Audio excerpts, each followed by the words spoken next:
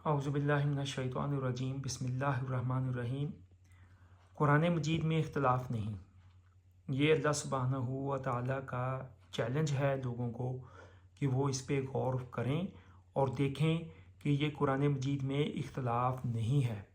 देखिए 23 साल में नाज़िल हुआ कुरान पाक कमरी लिहाज से, और revealed in small parts not in a particular order. एक सूरत की कुछ आयात नाज़िल हुई हैं तो हुज़ूर नबी करीम सल्लल्लाहु अलैहि वसल्लम साहबा कराम को जो कातबे वही होते थे उनसे फरमा दिया करते थे कि फ़लाँ सूरत के फ़लाँ आयात से पहले और फ़लाँ आयात के बाद इस आयत को जाना है, और वो वहाँ पे आ जाती थी। और कुछ जो छोटी सूरतें हैं वो पूरी पूरी भी नाज़िल हुई हैं, और सुना है कि सूरह इनाम बड़ी सूरतों में से पूरी नाज़िल हुई है एक ही दफ़ा। बाकी जो बड़ी सूरतें हैं वो सारी छोटे छोटे पार्ट करके 23 साल में हिस्सा हिस्सा करके नाज़िल हुई हैं। ठीक है जी, तो कुरान पाक इस तरीके से नाज़िल हुआ है। अब देखिए सूरह अन-निसा की आयत, अल्लाह सुब्हानहू व तआला फरमा रहे हैं अफ़ला यतदब्बरूनल कुरान, क्या फिर वो कुरान में गौर व फिक्र नहीं करते। वलौ कान मिन इंदि गैरिल्लाहि लवजदू फीहि इख्तिलाफन कसीरा, और अगर ये अल्लाह के सिवा किसी और की तरफ से होता तो वो ज़रूर इसमें बहुत ज़्यादा इख्तिलाफ पाते। लवजदू फीहि इख्तिलाफन कसीरा, इसमें बहुत ज़्यादा इख्तिलाफ पाते।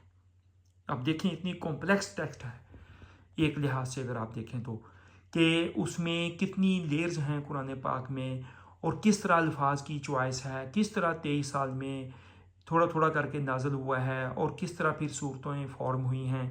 इसके बावजूद कुरान पाक में कोई इख्तिलाफ आपको नज़र नहीं आएगा। एक मिसाल मैं आपको दे रहा हूँ, अब इसमें आपके सामने बहुत सी मिसालें होंगी, सिर्फ इत्मीनान क़ल्ब के लिए एक मिसाल ये देखें। ये हुज़ूर नबी करीम सल्लल्लाहु अलैहि वसल्लम की मिराज का वाक़या है। सुबहानल्लज़ी अस्रा बिअब्दिही, वो पाक है जो रात के एक हिस्से में अपने बंदे को मस्जिद हराम से मस्जिद अक्सा तक ले गया, जिसके इर्द गिर्द हमने बरकत रखी है। बारकना हौलहू, ये लफ्ज़ याद रखिएगा जहन में, बारकना हौलहू, हमने बरकत दी इसके इर्द गिर्द। अक्सा, मस्जिद अक्सा, सबको पता है मस्जिद अक्सा क्या है, ना सिर्फ मुसलमानों को, अब तो काफिरों को भी पता है हालात की वजह से जो आजकल चल रहे हैं, जिसके इर्द गिर्द हमने बरकत रखी।